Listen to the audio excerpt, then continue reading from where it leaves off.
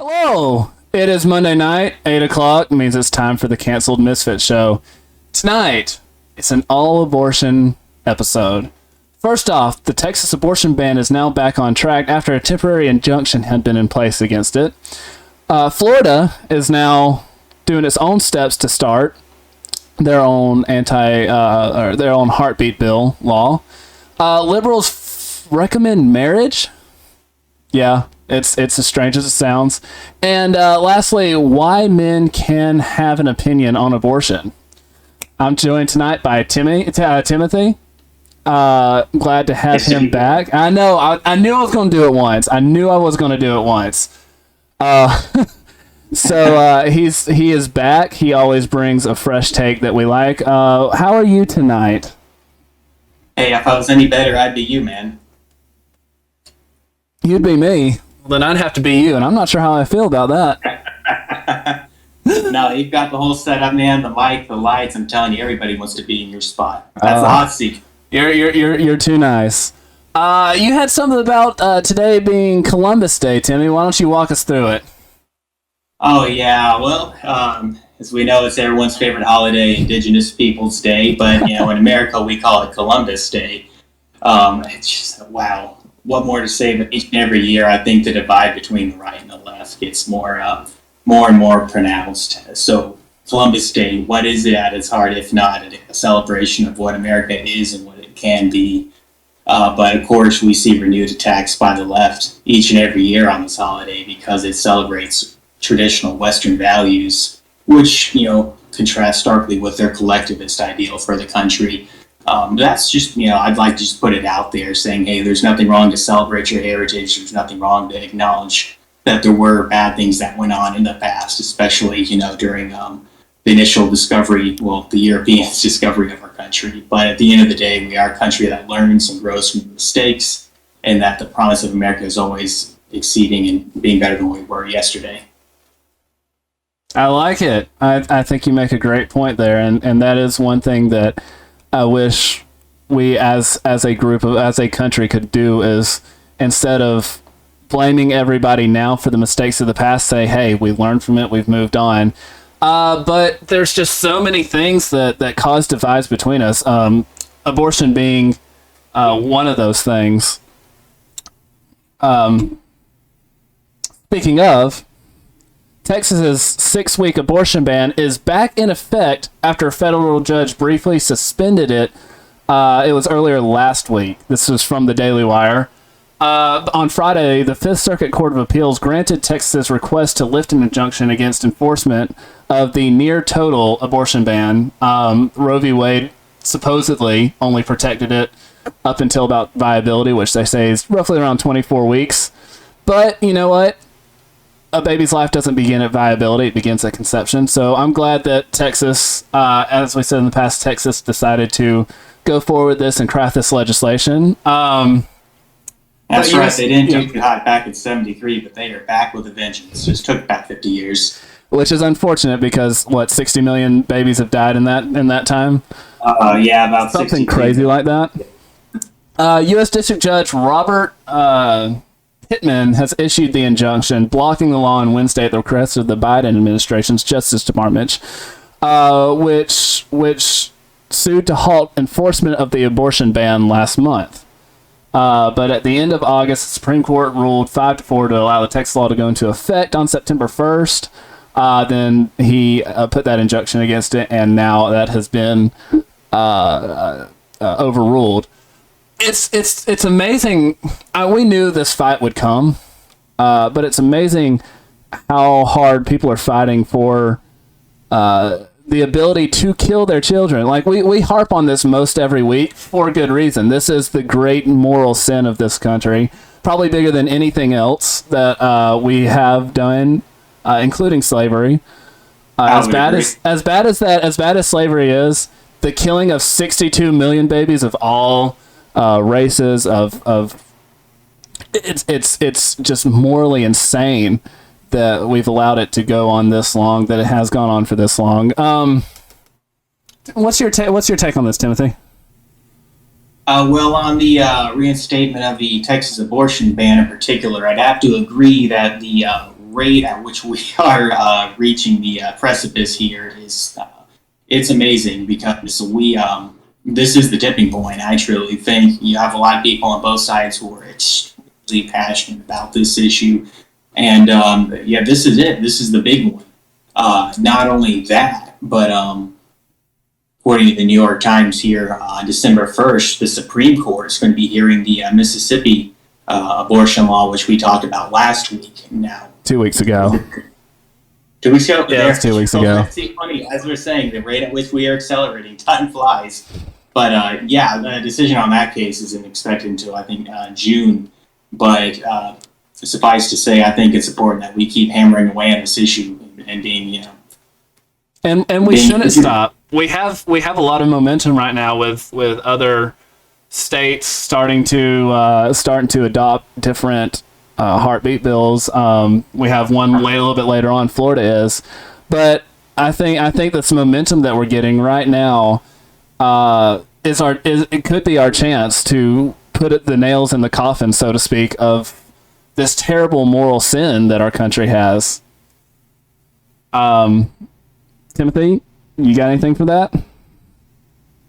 Yeah, and there's no washing away the 50 years of murder that we've been willingly exposing ourselves to, but we can at least take the steps to right the course and head to the right direction. And that could all start with, the Supreme Court hearing the case Dobbs versus Jackson's Women Health Organization this December. And it's going to get heated. I mean, it's going to get heated. I was saying time and time again last year, between, the civil unrest and then everything with the controversy surrounding the election, that we are on the brink. I mean, things couldn't get any more divided. Now, this is going to be, I think, something that strikes at the core of that heated issue once again.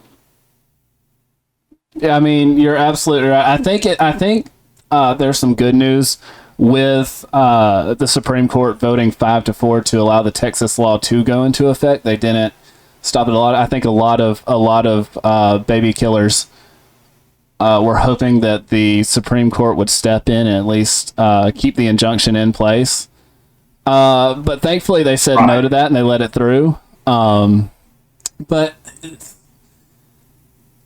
there's so much we say about this. There's so much to be said. It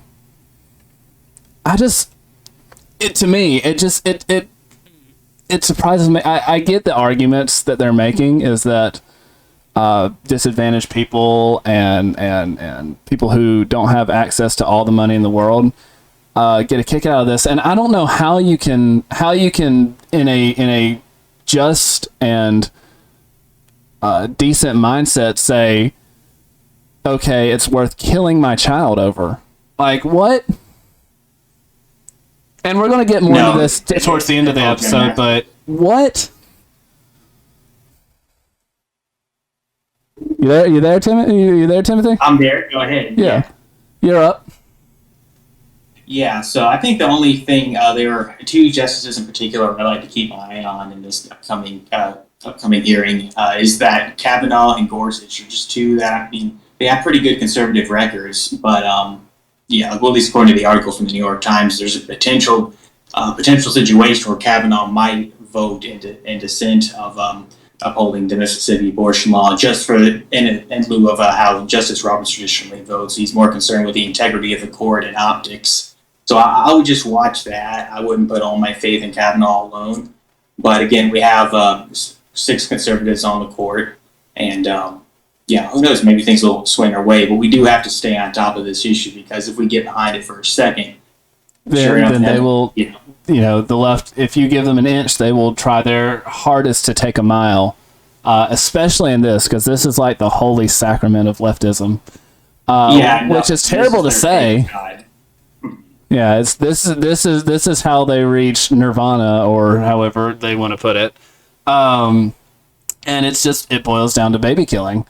Thankfully, Texas is not alone in their heartbeat bill stance. Florida, this past weekend, House Bill 167 was filed by Florida State Representative Webster Barnaby. I believe it was a week and a half ago. And it's mostly the same. It does have an extra provision for in case of the peril of the life of the mother. But for the most part, it's a lot the same when it goes to enforcing the law through private lawsuits instead of the government going after and prosecuting these cases.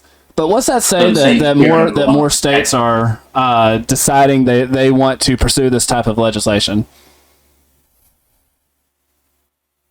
So yeah, sorry, can you repeat the last part of the question again? Yeah, what's your thoughts on the fact that more states are deciding to pursue this legislation? Well, that's a beautiful part of this thing because it again boils down to, do you want the federal system of government to work in this country? If you check yes to that, then you'd be in favor of the case that the Supreme Court's going to be hearing in December for the Mississippi abortion ban, because now all that will do is revert the rights, give the states rights to make decisions on fetal viability. That's how it was back in 72 and prior. That's how it's going to go again. As you see, you have a list of states here, Florida being one of them, that will be in the camp saying, no, we don't stand for abortion. And that's a great thing. I think it's one of the things that makes our country so strong is that we do have these, what are they called, test cases of democracy, where if you don't like the policies in Ohio, you move to Indiana. And if you don't like the how it is in New Hampshire, you move to Arizona. You get what I'm saying, and these, right. Because we are not one. We are in a lot of cases very different people stretching across this country, and while abortion is not right in any case, the ability for the states to decide for themselves when fetal viability is, when it should be illegal to have an abortion, which is it should be illegal after conception. I just, you hope we can get back to this, the way that the federal government has been pushing to solidify its own power lately. It's just tyrannical, and we'll get to that some other time. But it's heartening to see that there's 10 different states, it looks like, that are going with this type of legislation. Let's see: Arkansas, Arizona, Georgia, Indiana, Mississippi, Missouri, North Dakota, South Carolina, South Dakota, and West Virginia, which is according to NARAL, which is a pro-choice institution. It is heartening to see all these different states considering, protecting the most innocent and vulnerable among us. Yeah, it's the least they do, but at least they're doing the very least. Yeah, they're starting to get the ball rolling, which, I mean, you got to start somewhere. Absolutely, and I think really this, again, what makes the federalized system of government so great in our case is, as you said, the United States is huge. I mean, home to over 300 million different people. That's home to a lot of different walks of life. And unfortunately, I guess if you want to say unfortunate, that means there's a breakdown in philosophy. I'd like to, again, this ties back into, why does the left insist on tearing down Columbus instead of celebrating him and what the country stands for? It's a matter of Eastern philosophy versus Western philosophy. While your Western values are more individual distinctiveness and independence, hence, that's what makes us who we are. The left identifies heavily with your Eastern school of thought, which is more based on harmonious social relations and interdependence. It's collectivism. And in that case, that's why they can't stand the federal form of government. They have to cram down, as you see, fiat, why we can't have our own, federalized abortion laws according to the state. Well, I mean, it goes beyond just federalized abortion laws. It goes to the fact that there's this massive vaccine mandate coming out. I mean, it seems, and I know we're going off on a tangent here, and it's okay because we have a little time, but it seems that people in power do not want to give up power and want to continue to grab power, and that seems to be the federal government's MO right now, is just to overrule the federalization of this country and concentrate power in Washington.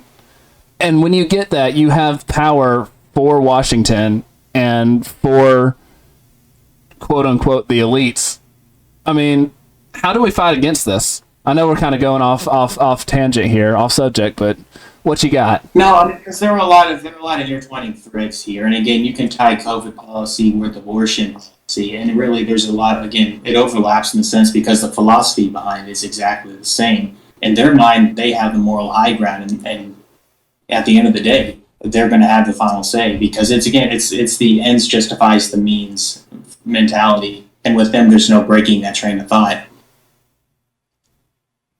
You're right. I mean, if once you cross the line of it's okay to kill millions and millions of babies, where do you draw the line after? There is no more lines to draw. I mean, you're literally it's genocide, and people are happy about it. People are saying, shout your abortions from the rooftops, and I'm thinking to myself, you're bragging about killing your children. Yeah, and it's just so ironic in the most disgusting way that the same exact people who want to say that this is Indigenous Peoples Day, one of you will have the fortunate, are blessed to be able to live in 2021 where we've come so far morally, ethically, that we can acknowledge that racism, bigotry, slavery are all evils of the past, and that's exactly where they lie, is in the past. They're judging things that happened 500 years ago through that lens, and they aren't looking at it how the world was and how the predominant culture was back then. Yet there are also ones that pushing this prevailing culture that, it's okay to have an abortion, that's not a life you're exterminating. They don't see it. But the thing is, they don't want to see it, and that's exactly the same philosophy as many people in the South and slaveholders of 200 years ago believed. They had all these people who were, for the liberation of slaves, and you get where I'm going on this. I hope. Oh, I absolutely. Again, see where you're going on this. It's starting to spill out. It really is. The only difference is, they were using them for free labor back then versus now. They're just outright killing people. Yeah, it's convenient. It's convenience. Convenience is what it's all about. The name of the game, and that's why we shout it. There's no good reason for killing your kids, but the fact that it's done in convenience, the fact that it's done to make your life a little bit easier, you don't have to spend a few dollars extra here and there. I get it, it's not a few, but the fact that we're committing this atrocity on the altar of convenience, it just makes it so much more reprehensible, if it could even be. I mean, the my body, my choice philosophy has been around for a long time. Like, again, your plantation owners thought slaves were their property as well. They essentially thought they're extensions of their own bodies, and they can do with them whatever they please for their own convenience and economic well-being. Same thing here for your abortion advocates. Nothing's changed. Nothing has changed, and it's sad to see that we came out of such a terrible system of slavery, and then we're just going right back down the rabbit hole into an even worse system. We're going to continue to harp on it because it is terrible.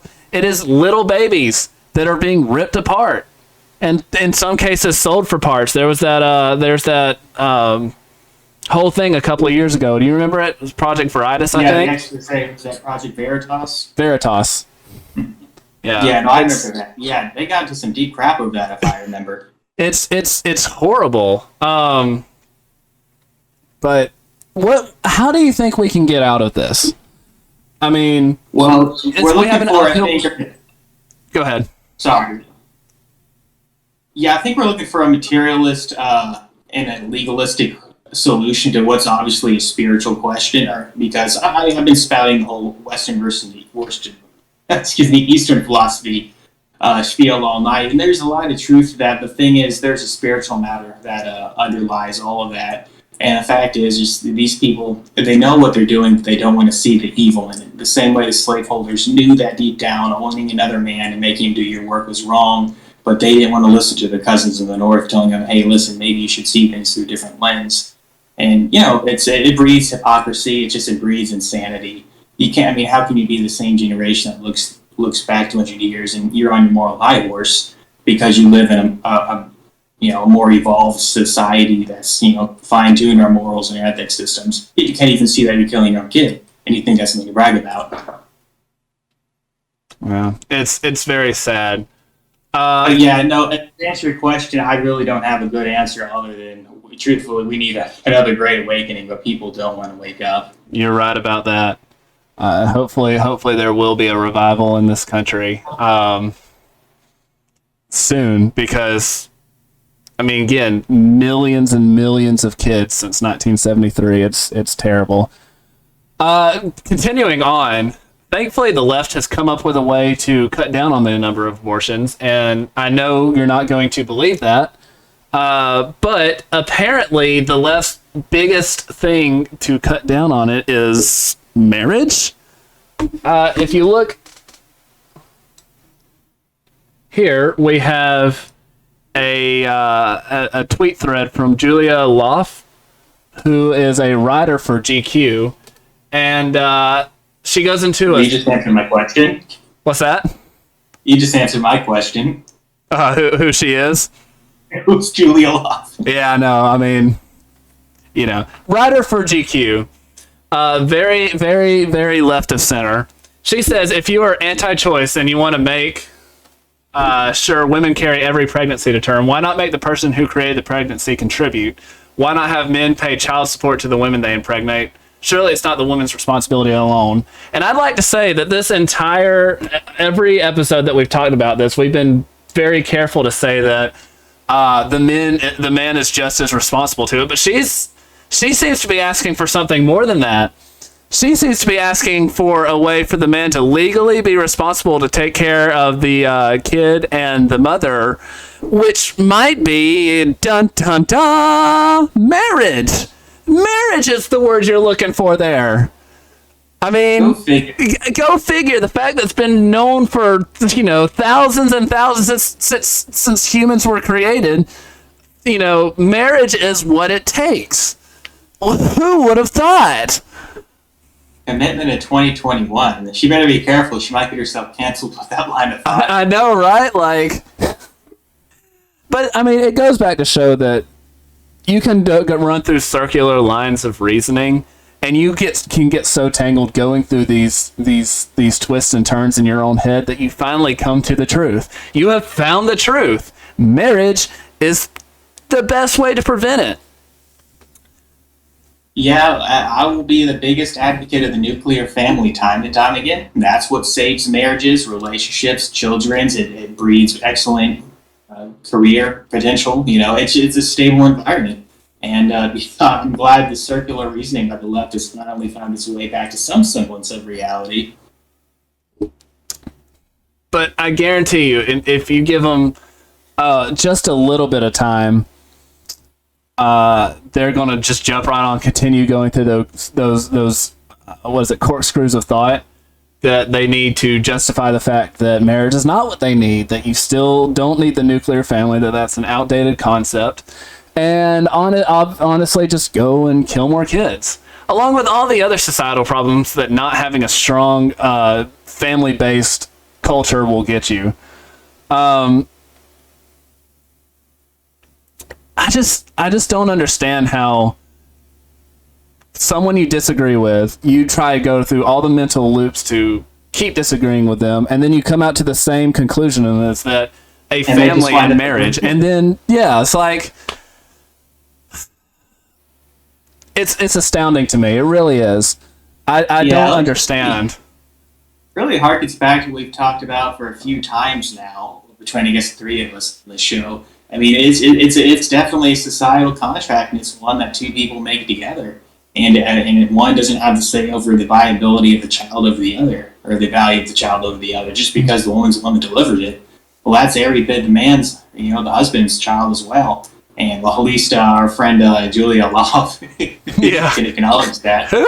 Oh yeah, she was on the show. That's right. The Blue Check Clarks.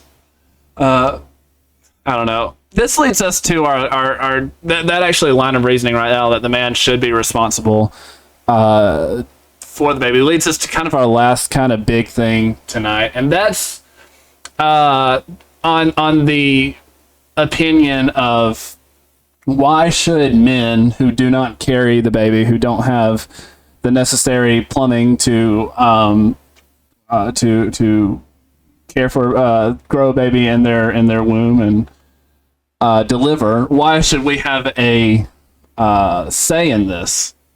And that comes from so this kind of come up lately. It's always there, but big names have been throwing this around lately. Probably the biggest one is Jennifer Aniston, who posted, if I'm not mistaken, an Instagram story that contained a GIF from her on, and I know you're probably gonna have something about how I said that, a GIF from her on Friends back in the day, and it says "no uterus, no opinion" or something like that. I know why I think us as men have an opinion, but I want to hear your side of it before I go into my spiel. Why should men be able to say anything on abortion? No, yeah, it's just a silence tactic. It's an old trick in the book. They're saying, hey, if you're not exactly this person, or if you don't fit this intersectional box, then you don't have the right to voice your opinion on it, let alone have the opinion. It's just, it's antipathetic to the way any kind of, core logic should function. It's more or less a glorified gag order. And I think a lot of men take that and run with it too, because why not? It sets them free of responsibility. Yeah, no, it's just one way to be complacent, and that's how you wind up with 62 million aborted children. Complacency and gag orders. My thing on it is that morality is morality, and I don't have to arbitrarily give up a morality issue because I don't have the right plumbing. I mean, here's the thing. Here's another. Yeah, go ahead. Here's another example. Say your neighbor's beating his wife. Are you going to do anything about it? I mean, it's not your wife. Exactly. Why by that same logic, you should let her have her teeth busted in and all the terrible things that goes on with domestic abuse. And everybody in the world would say, no, you need to step in. You need to keep that from developing into a murder or whatever. But again, going back to this, my thing is wrong is wrong, evil is evil. It doesn't matter who does it. An analogy that I thought of was, if a man cheats on his wife, everybody, no matter what gender they are, can say he's kind of a dirtbag for cheating on his wife, because he is. It's true. It doesn't matter what kind of plumbing you have downstairs. It's true, and truth is truth. There is no my truth, your truth. Morality is morality, truth is truth, and I don't have to give up that arbitrarily because I don't have the right genitalia. And so that's why, for me personally, I will shout it from the rooftops that babies are conceived at birth, conceived. Life begins at conception when they unite, and that from that point on, to intentionally kill them is murder. Yeah, and it isn't. Maybe we're getting a bit off track, or I am guilty as charged. But you said something that it's our job as a society, I believe, to really step up and take a firm stand for those that don't have a voice, the most vulnerable amongst us. And the Roe v. Wade was predicated on 14th Amendment, that it gives somebody, a woman, the right to privacy, in this case to choose an abortion. And that is such an utter failing misreading of the Constitution, because I was doing some more reading on that lately. And if you don't mind, I don't know if you go for it. We have plenty of time. All right, okay. I'm just going to kick back and let you talk. I'm saying two big things: due process clause and equal protection clause. That's what killed 62 million unborn children, which is disgusting at its core. So I'll just read briefly what the due process clause is of the 14th Amendment. It prohibits state and local governments from depriving persons of life, liberty, or property without a fair procedure. Let that sink in. I don't see how you decide the irony of it. Yeah, and then the equal protection clause requires each state to provide equal protection under the law to all people, including all non-citizens within its jurisdictions. This clause has been the basis for many decisions rejecting irrational or unnecessary discriminations against people belonging to various groups. Their caveat there is saying, it's persons who've been born, regardless of citizen or not. That's a leap. Again, I think goes big time into the viability argument we touched on earlier. But I think it's a total and utter failing of our judicial system that they would make an abomination of our Constitution that way. I think you're absolutely right to take that and to turn it on its head so thoroughly to where you're literally taking away a living being's right to life, liberty. What was it? Life, liberty, and pursuit of happiness? Is that what you said? Yeah, and a life, liberty, or property without fair procedure. Property. There we go. Pursuit of happiness, I think, is implicit. But it's like what you said. They're taking away all of those things in the name of those things. I got to step in here for a second. If you rewatch this video later, no, I'm not trying to make too much fun of you, buddy. You'll understand what that means if you watch it. That being said, I think you're absolutely right. The fact that the federal government is trying to take that away from the most innocent is a special kind of evil. Because I guarantee you those babies don't have... Well, they do. They do have lobbyists. It's us. And for 50 years, we have not been loud enough. That's one of the reasons why I wanted to start this podcast / show is because we do need to speak up and speak out. We do need to be louder. We do need to push for change. That's one of the reasons we made this one of the biggest issues on here is because the family built around God is what makes this nation great. It really is. It's what makes any nation great. And so these issues are what we need to be loudest about. And this issue is what we need to be loudest about. And I really hope that in the days and the weeks and the months to come when this anti-baby killing legislation comes through in several of these states, that there is a pouring out of support for them, that the silent majority gets loud and actually pushes back for what they want. I mean, well said. Yeah. Well said. So, and you have to be at the forefront of this issue, and that's what I aim to do, and that's what I know that you aim to do as well. Because come December, it's going to be in the headlines again. People are going to be very loud about it, and the temperature is fixing to get really hot in this kitchen. So you better know where you stand. You better have the support system you need because more than that, you better know why. You better know why. Yes. You stand, because without that, you're sunk. If you can scream, stop killing babies all you want. If you don't know why you believe that, it's not going to help you.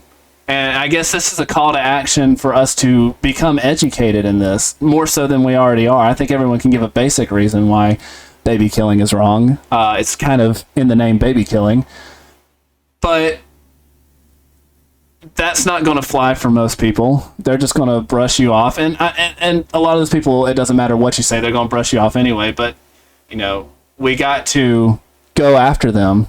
We really do. We have to go after them with facts and logic, and then we need to win. We need to vote people into power who have the spine to stand up and say this is wrong and we need to change it. Which is why we're calling on you to vote. Isn't that right, Timothy? That's right. Get out and vote Gray 2022. Gray 20. No, not quite. Maybe in a few years from now. I don't know. But hopefully, I see a gray future. You see a gray future ahead. Oh, I don't think I want that to be my campaign slogan.